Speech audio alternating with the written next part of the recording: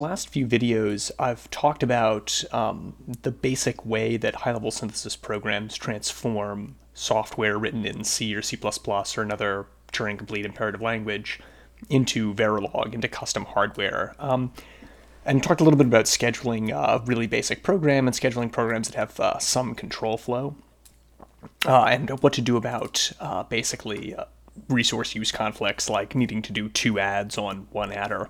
So in this video, I want to talk about the other critical component of real algorithms, which is memory use. And actually with that, we're also going to talk briefly about loops. So it's very, very rare that any algorithm that's actually useful uses every piece of data it processes only once. And so typically the gains from hardware actually come from loading things onto memory on chip once and then reusing them many times, storing them in temporary memories. So here's a very simple program that uses temporary memory. So we're going to define this value n to be 4, and it's just the length of these input arrays, A and B, and this program is called loop add 4 copy, and it's pretty contrived, but as you can see, we allocate in C on the stack a variable called temp of length n, so it's 4 32-bit integers. And you can think of this as being basically a 32-bit wide 4 deep RAM. And that's the way pretty much all high-level synthesis systems actually represent RAM, is that underneath the surface they repurpose the constructs that are used for stack allocated memory to represent registers and SRAMs in the design.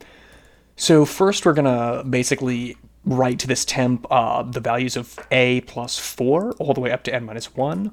Then to prevent clang, which I'm using to compile this from fusing these two different loops that make the temp necessary, I'm just going to do this arbitrary computation where the last guy is going to be the 0th element of temp plus 12.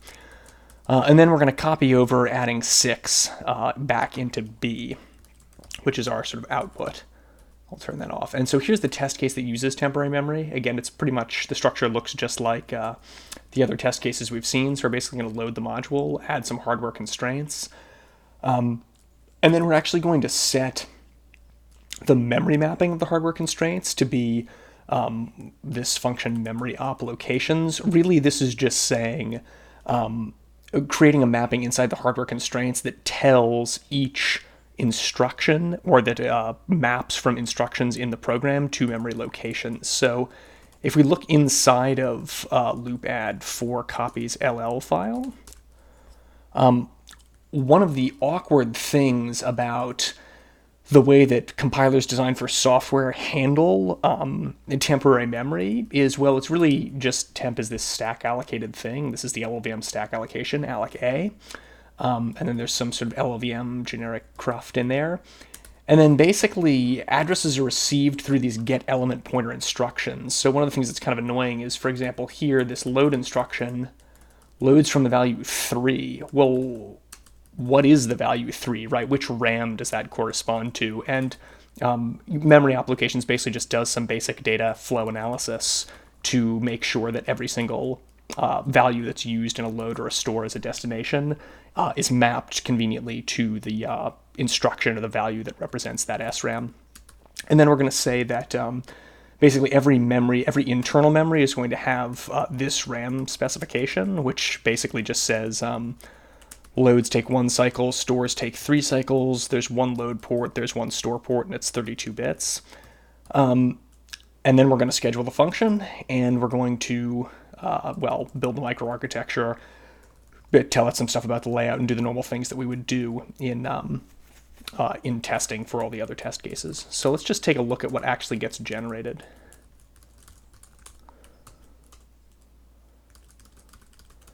So if you go up to the state machine, well, it's pretty big and pretty complicated. And notice the the alloc A instruction happens in the 0th instruction, but it actually corresponds to a no op.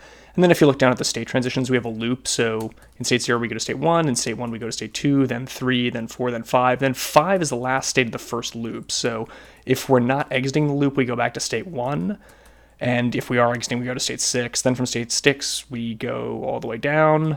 Then 15 is the end of the first loop, or the second loop. So if we're done with the second loop, then we go to the 16 state, which is the done state. If not, we loop back to state 11, which is the start state. And that's all pretty dull. Then if you actually look at the code, what you'll see is that there's actually a RAM functional unit. So this is the listing of functional units, and you see things like adders and get element pointer units and things like that. But you also see this RAM called RAM0. Whoops.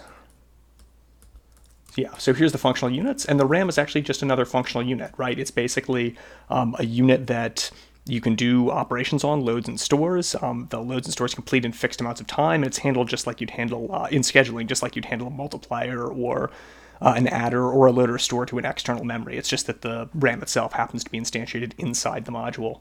And so actually the handling of RAMs with fixed load and stores, or fixed load and store times, isn't all that different conceptually from the handling of any other functional unit that takes multiple cycles to complete. And if you were to go back and look up at the different constraints, we'd see that loads and stores, I'm not sure which loads correspond to loads from temp because the naming is not that descriptive, but you would find that basically they do obey the hardware constraints that we inserted about this memory. Sorry, got the hiccups.